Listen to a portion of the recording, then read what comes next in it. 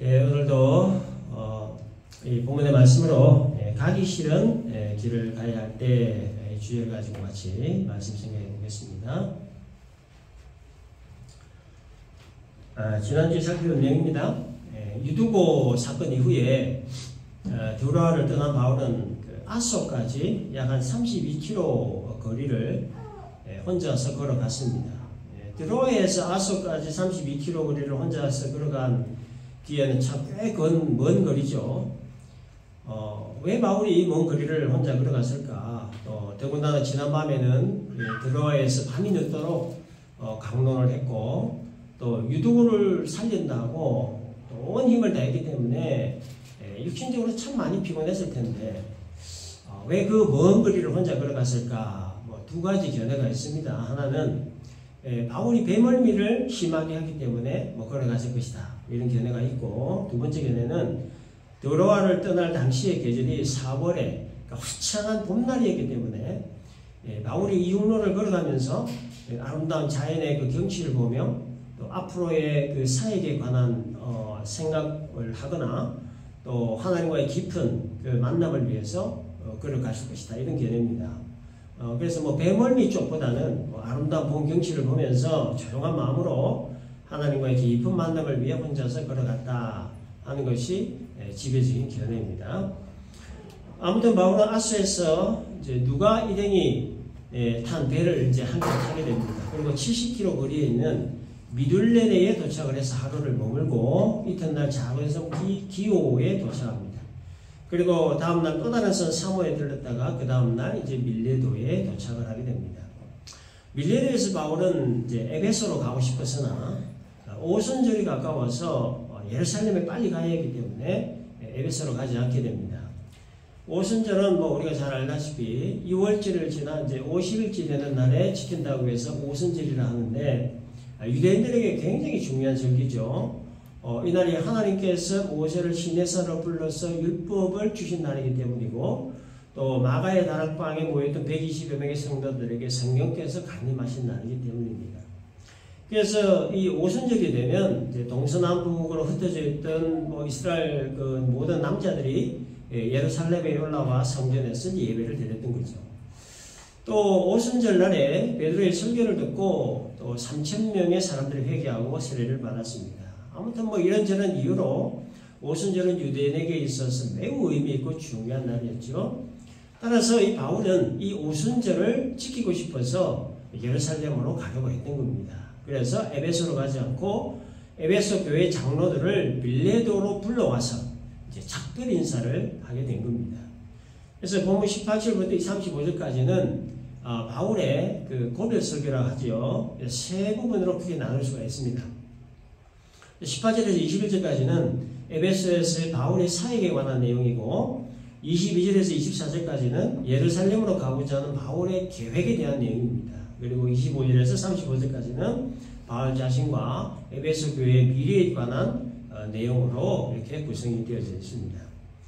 먼저 18절에서 바울은 이제 과거에 대한 회고로 이제 설교를 시작합니다.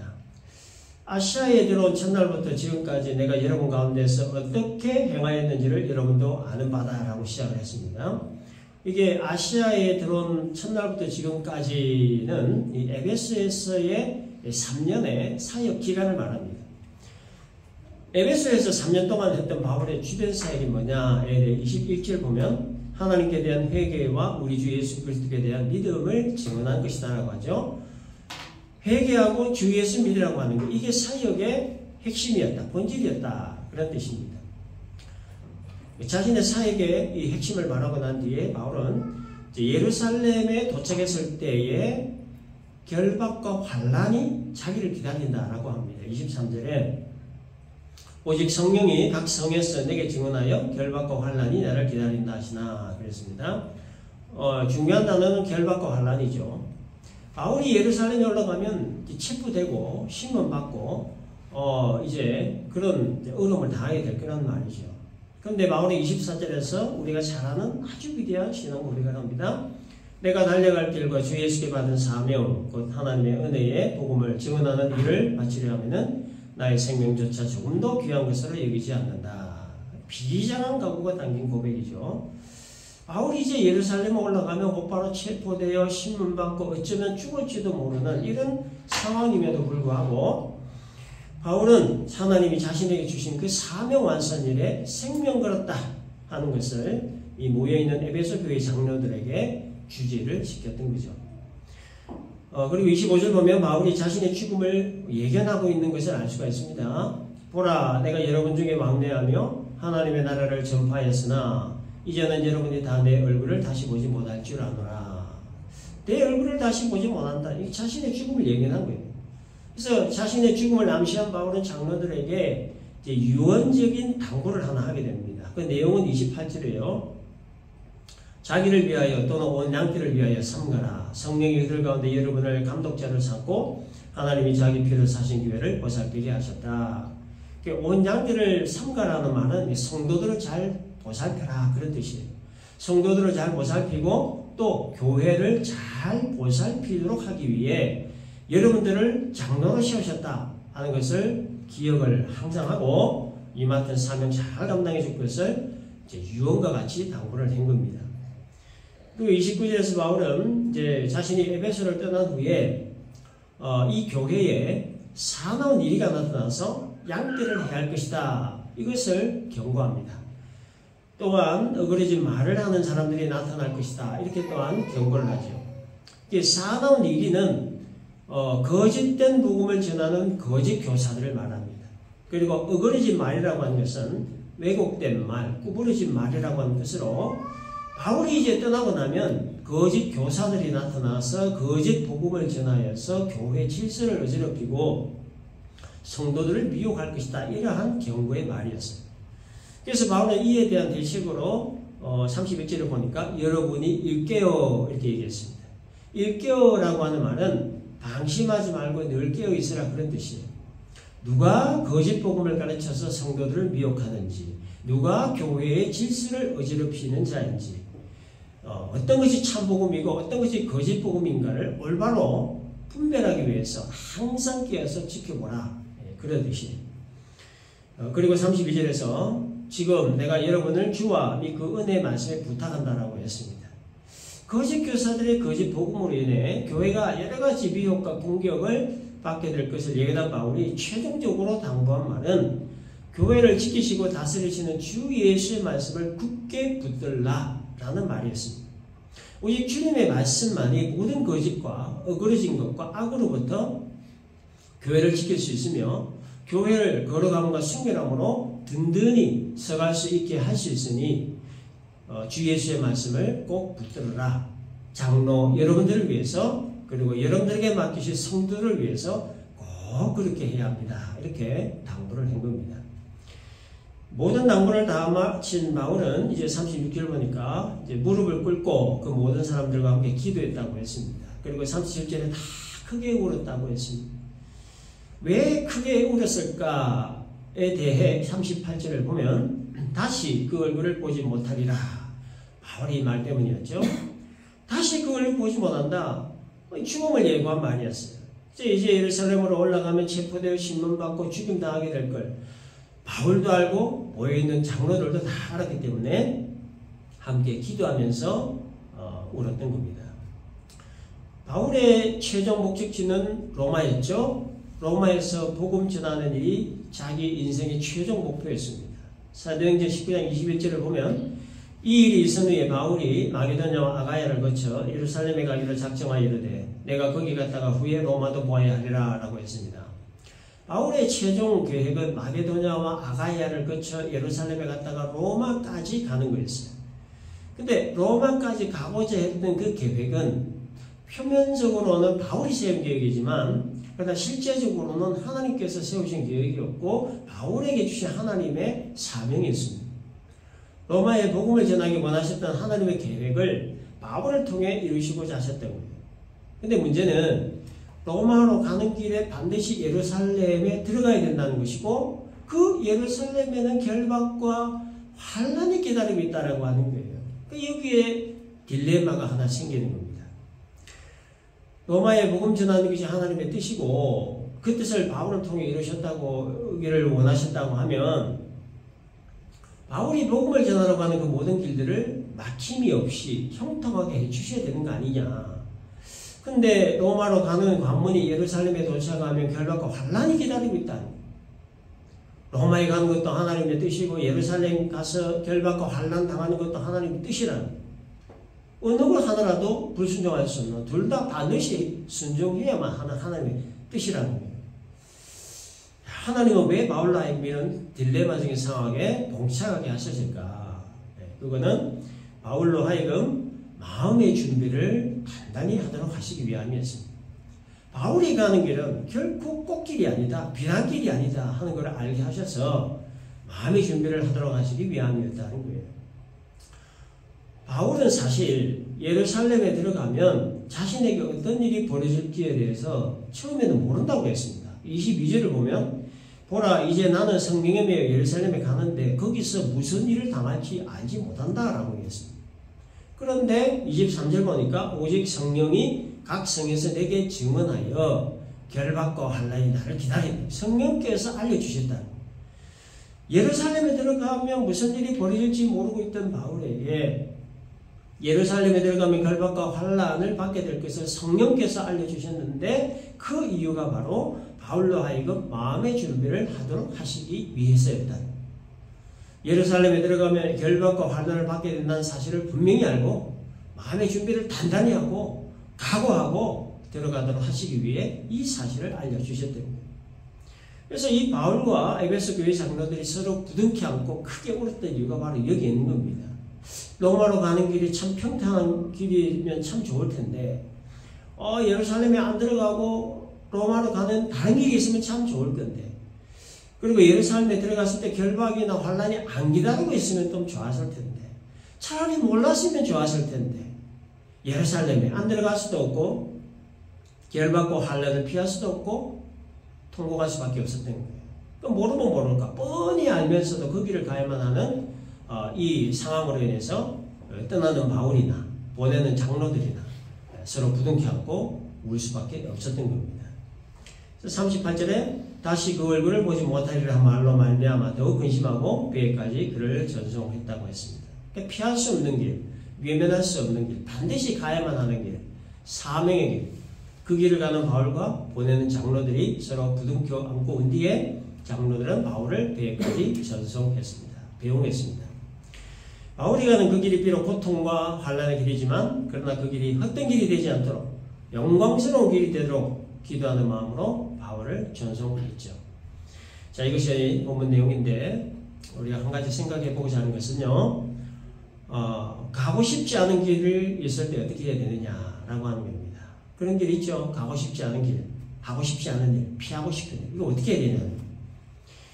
바울의 최종 목적지 로마로 가기 위해서 반드시 예루살렘을 통과해야 되지만, 그러나 예루살렘 들어가면 체포되고 신문받아 죽을지 모르는 이 상황에서 바울 자신의 계획으로 인한 것이었다고 하면 이 계획은 변경하면 되는 일입니다. 그렇죠? 로마로 가려는 계획을 변경하면 아주 간단하게 해결되는 일입니다. 그러면 예루살렘에 갈 필요도 없고 체포될 일도 없고 신문 받을 일도 없습니다. 그냥 에베소에 머물면서 에베소 교회 목회나 하면서 그냥 그렇게 지내도 되는 일이었습니다. 그 계획이 바울 자신이 세운 계획이었다면 그렇게 해도 된다는 거예요. 그러나 로마에 가서 복음 전한 이 계획은 하나님이 세우신 계획이었어요. 하나님이 바울에게 주신 사명이기 때문에 가기 싫은 길이지만 반드시 가야만 하는 길이었다는 거예요. 예수님도 비슷한 상황에 처하신 적이 있으셨죠.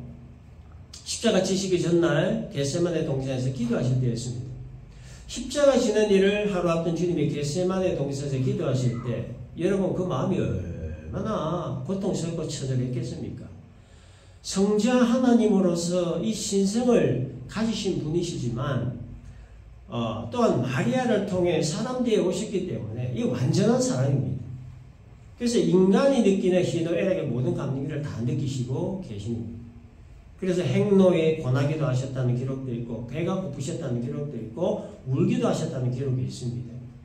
그래서 이 십자가의 고통이라고 하는 것이 얼마나 크고 처절한 고통인가를 너무나 잘 아셨던 거예요. 그래서 주님은 마태복음 26장 39절에서 내 아버지여 만일 할만하시거든 이 잔을 내게서 지나가게 하소서 이렇게 기도를 하신 겁니다.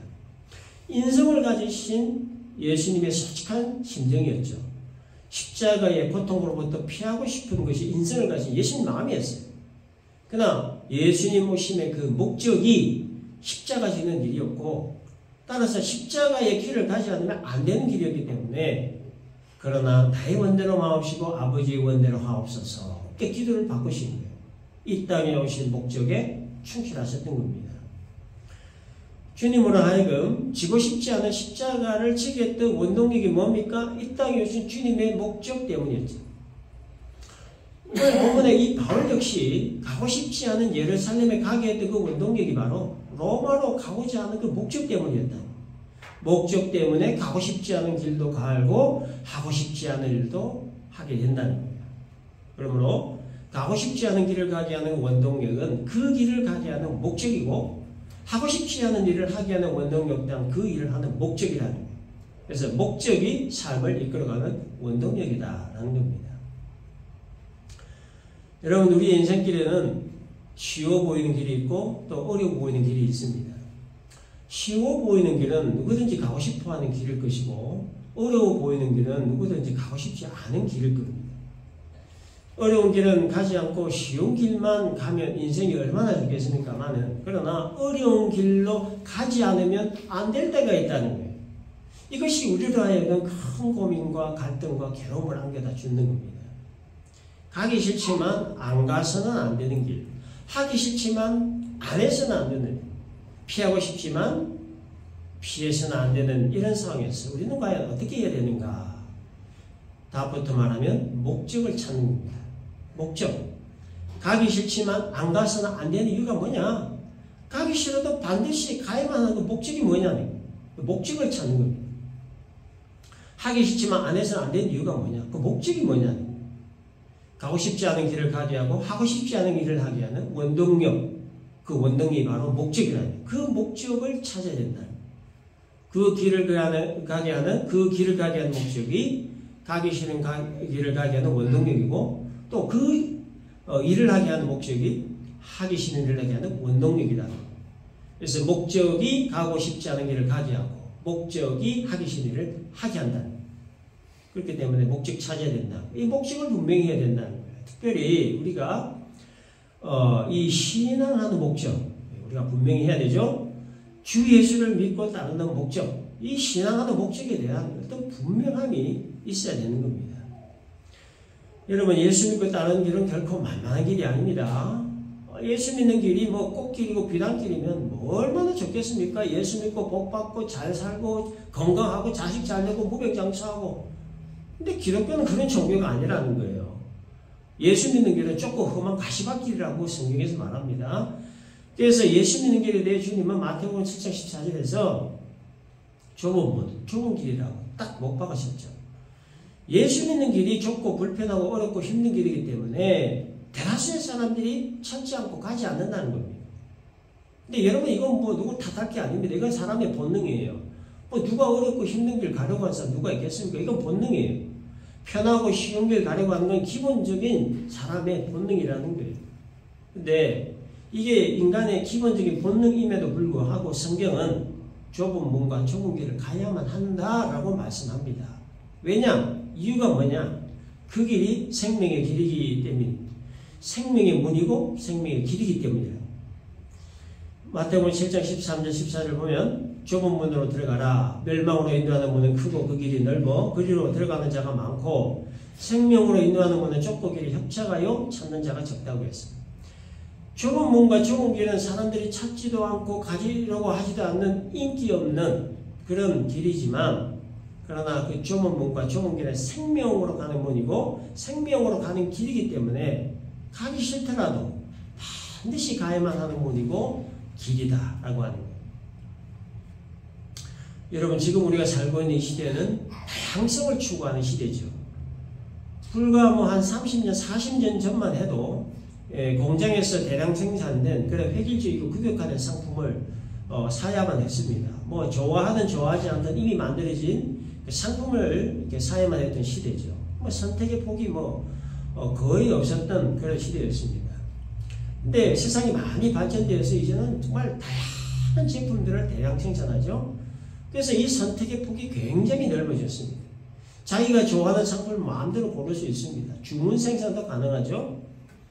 남녀의 성도 자기 취향에 따라 선택할 수 있는 그런 시대가 되었습니다. 심지어 하나밖에 없는 절대 진리마저도 상대 진리화해서 다양한 진리, 다양한 종교, 다양한 구원을 주장하고 존중하는 그런 시대가 지금 되었어요. 지난 2000년 동안 지켜오던 그 진리, 예수는 길이요, 진리요, 생명이라고 하는 이 절대 진리를 지금은 기독교의 독선과 아집으로 보는 시대가 되었습니다. 그래서 오직 예수라고 하는 말에 대해 상당한 거부 반응을 일으킵니다. 예수 천당 불신지옥이라고 하는 말에 대해 상당한 과민 반응을 일으켜요. 그리고 모든 종교에는 나름의 진리가 있다. 모든 종교에는 그들만의 구원이 있다. 왜 예수에게만 구원이 있다고 하느냐? 왜 예수만이 절대 진리라고 주장하느냐? 우리는 기독교의 절대 진리를 인정하지 않는다. 이렇게 절대 진리를 부정하고 거부하면서 종교의 다양성, 진리의 다양성, 구원의 다양성, 즉 종교 다원화를 주장하면서 지금도 각 종교단체들마다 연합과 화합이라고 하는 듣기 좋은 말로 종교통합운동을 하고 있습니다. 다양성을 좋아하고 다양성을 추구하는 현실의 사람들의 구비를 제대로 당기는 운동이죠. 이유는 골라잡을 수 있기 때문이에요. 내가 선택할 수 있기 때문에 내 구미에 맞는 내 종교를 나 스스로 선택할 수 있기 때문입니다. 다른 사람에 의해 강요받는 듯한 느낌 받지 않고 자기 스스로의 의지로 골라잡을 수 있는 선택권이 있다는 것에 구미가 당기는 거예요. 그래서 앞으로 넓은 문은 다 넓게 열려질 것이고 넓은 길은 다 편하고 쉬워질 겁니다. 그래서 이 넓은 문으로 더 많은 사람들이 들어가게 될 것이고 넓은 문 너머에 펼쳐진 넓은 길을 기분 좋게 질주하게 될 것입니다. 그러나 반대로 다양성을 추구하는 이 시대 사람들에게 생명으로 가는 길은 오직 하나다. 그러므로 생명으로 가는 좁은 문, 좁은 길로 가야만 한다라고 하는 이 말은 시대에 뒤떨어진 말이에요. 독선과 아집적인 말이에요. 분쟁을 일으키는 말로 들릴 수밖에 없지요. 그래서 이와 같은 좁은 문으로 사람들 발길 뜸해집니다. 또 좁은 문으로 들어왔다가도 좁은 문 뒤에 펼쳐진 좁고 험한 길을 보고 발길을 돌릴 사람들이 점점 많아지게 된다는 거예요. 2000년 전에 이러한 세태를 이미 아신 예수님이 넓은 문과 좁은 문에 대해 말씀을 하시면서 넓은 문은 멸망으로 인도하는 문임에도 불구하고 가는 길이 쉽고 편하기 때문에 많은 사람들이 찾을 것이다. 좁은 문은 생명으로 인도하는 문임에도 불구하고 가는 길이 좁고 험하기 때문에 찾는 사람들이 적을 것이다 라고 말씀을 하신 거죠. 오직 예수에게만 구원이 있다고 말하는 것은 사람들이 찾지 않고 예수에게도 구원이 있다고 말하는 데는 사람들이 많이 몰리게 된다는 거예요. 만과 도의 구분을 우리가 잘해야 됩니다. 근데 결과는 오직 예수에게만 구원이 있다고 믿는 것은 생명이, 예수에게도 구원이 있다고 믿는 것은 멸망이 있다. 구원의 길에 대해 예수에게만과 예수에게도의 차이는 생명이냐 멸망이냐의 차이로 갈라지게 된다. 예수 믿는 사람은 오직 예수에게만 구원이 있다고 믿는 사람을 말합니다. 이건 뭐 여러분 독선이라고 해도 어쩔 수가 없고 아집이라고 해도 이건 어쩔 수가 없는 거죠. 살아 역사하시는 하나님의 말씀, 성경이 그렇게 말씀하기 때문입니다. 따라서 오직 예수에게만 구원이 있다고 믿는 사람은 이미 좁은 문, 좁은 길에 들어선 사람들입니다. 좁은 문에 들어와서 좁은 길을 걸어가는 삶, 그런 사람이 그리스도인이고 그런 삶이 신앙의 생활이에요. 좁은 길은 어렵고 힘든 길이고 고통 따르는 길이고 고독한 길이고 때로는 비웃음받고 조롱받는 길이지만 그럼에도 이 길을 가야만 하는 첫 번째 이유는 예수께서 이 길을 가시기 때문이고 두 번째 이유는 이 길이 생명의 길이기 때문입니다. 이것이 바로 예수를 믿고 따르는 이유이자 신앙하는 목적입니다. 예수께서 우리의 죄사함과 구원을 위하여 이 길로 가셨고 따라서 이 길은 생명의 길이기 때문에 우리가 예수 믿고 따른다는 거예요. 이게 바로 여러분 우리가 신앙하는 목적이라고 하는 거예요. 바로 이 목적이 가기 싫은 길을 가게 하고 하기 싫은 일을 하게끔 하는 원동력이라는 거예요. 그러므로 여러분 이 목적을 우리가 잃어버리거나 잊어버리면 안 되는 거죠. 그래서 이 목적을 잃어버린 것은 무엇과 같은데 배의 방향키를 잃어버린 것과 같은 것입니다. 방향키를 잃어버린 배는 컨트롤이 안 됩니다. 목적지를 향해 항해할 수가 없는 거예요. 파도의 움직임에 따라 이리저리 떠다니다가 목적지와는 전혀 관계없는 곳에 도착을 하든지 아니면 파도에 맞아 파선하든지 하게 되는 거예요. 목적을 잃어버린 신앙 역시 마찬가지입니다. 세파의 흐름에 따라 이리저리 떠돌아다니다가 목적지와는 전혀 다른 곳에 도착하든지 아니면 파선하든지 하게 되는 거예요. 그러니까 목적 없는 신앙의 위험성이 바로 여기 있는 겁니다. 방향성이 없다는 거예요. 목적지가 불분명하다는 거예요. 이게 바로 목적 없는 신앙의 위험성이라는 거예요. 그러므로 예수를 믿고 따르되 이유와 목적을 분명히 알고 믿고 따라야 한다는 거예요. 왜 예수를 믿느냐는 거예요. 예수 믿는 이유와 목적이 뭐냐는 거예요. 예수께서 이 길을 가셨기 때문이고 이 길이 생명의 길이기 때문이라. 이 분명한 목적의식을 가지고 우리가 예수 믿고 따라야 된다는 겁니다. 여러분, 우리는 이미 좁은 길에 들어선 사람들입니다. 예수께서 가셨던 그 좁은 길을 따라가는 사람들, 자이든 타이든 인식을 하든 안 하든 우리는 이미 좁은 길에 들어선 사람들입니다. 좁은 길에 들어선 우리에게는 가기 싫지만 가야만 하는 길이 있어요. 하기 싫지만 해야만 하는 일이 있고 피하고 싶지만 부딪혀야만 하는 일이 있다는 거예요. 바울과 같이 결박과 환란이 기다리고 있는 예루살렘을 가지 않으면 안 되는 길이 있는 겁니다. 예수님 같이 십자가의 잔을 마시지 않으면 안 되는 일이 있다는 거예요. 그러나 예수를 믿고 따르는 목적이 분명하면 가기 싫은 길도 갈 수 있고 하기 싫은 일도 할 수 있는 겁니다. 가기 싫은 길 안 갈 수도 없고 하기 싫은 일 안 할 수도 없는 이 딜레마에서 벗어나게 하는 것, 이게 바로 목적이다. 가기 싫은 길을 가게 하는 목적, 하기 싫은 일을 해야 하는 목적. 그 목적이 모든 고민과 갈등과 괴로움으로부터 벗어나게 해준다.